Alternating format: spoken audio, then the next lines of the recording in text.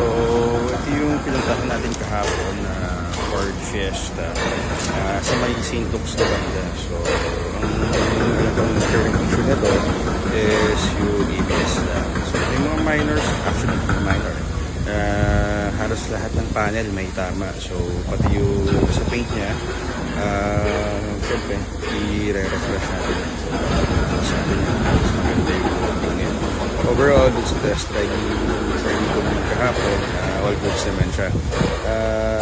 Siyempre, ganun pa rin naman, i-refresh pa rin yung engine, i-rely sa engine, and i-check din yung sa dry leaf, kailangan palitan. So, yun, update namin kayo, yung palibot ng unit. Eh, Sir Jared, represent. Ano yata ito eh, ganda ABS yata, hindi ako nagkakamali or hindi ko sure, nakalimutan ko eh, pero syempre sakto pala, kaunting pala pang Friday. yan, Steady lang.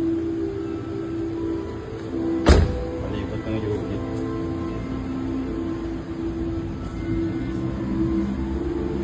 Kung na siya, iuwi na natin siya. Okay.